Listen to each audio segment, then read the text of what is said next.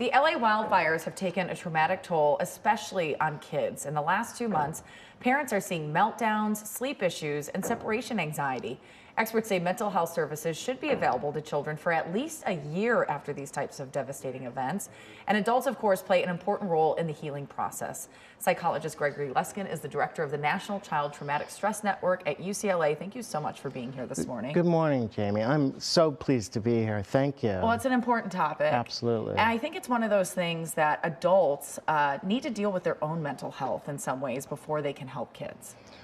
I would absolutely agree with that. Let's look at the wildfires. We know that the wildfires impacted whole communities, including whole families who lost their homes, evacuated, and in the midst of that experienced their own traumatic stress and loss, and still need to take care of their children, their families. And so these fires, they impacted the whole family, the parents and the children. So I'm so glad we're talking about this subject. Well, so that's when it does come to kids. I'm sure parents, you know, they're recognizing, as we talked about, some of these big feelings starting to come up. Is there a little bit of a delay when these types of issues start arising for children? Sure, and we know that children respond to trauma in many different ways, and they can fluctuate. The symptoms can fluctuate over time, and the children are, trying to process the meaning, trying to understand what's happening in their lives, and so sometimes those feelings.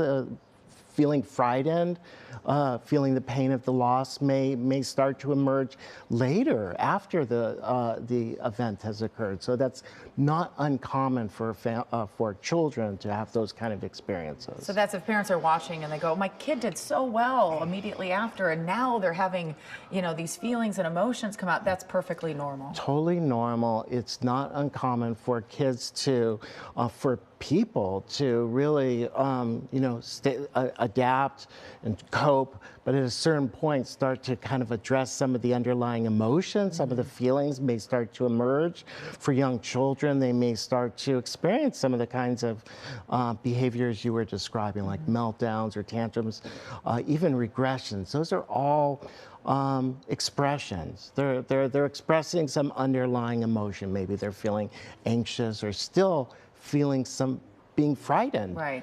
From what happened, yeah. So let's give people some tips on what to do and what not to do, because I do hear parents, sometimes a child has a big emotion and they go, oh, it's okay, don't worry about it, they try to suppress it. Yeah. But what should parents really be doing if these emotions are coming out? Well, first of all, I would agree that it's important not to minimize or diminish the child's feelings or emotions or expressions.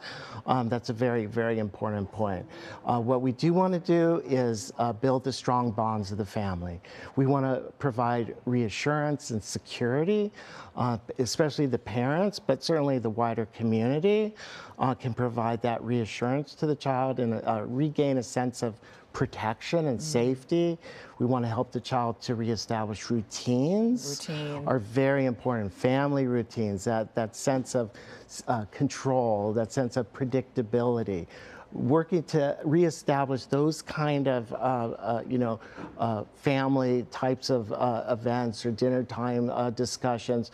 Give the child lots of opportunity to express themselves. And really, that's what we're hoping to do, is give the child a lot of opportunities to talk about their feelings, talk about their concerns, have parents, give feedback, help them process it, create a narrative, talk about it. Those are very helpful approaches that parents can support their children. I think of the primary role of the parents is, being attuned to their child's needs, being sensitive to their child's needs, and supporting their child psychologically, even being close to the child and having the child know that they're there. They're a reassuring presence. And sometimes that reassurance is just about shutting up and letting the child talk, yes, right? Of course. Thank you. Or express themselves through play, or drawing. art, or drawing. For older kids, that may be journaling or talking to others, but all those are very good examples. All right. Well, Greg, thank you so much for being here. Thanks for having me, Jamie. We really appreciate it. I hope this is helpful to the many that are suffering right now. Thank you for addressing this very important topic. Okay. Ruta Bay, back to you.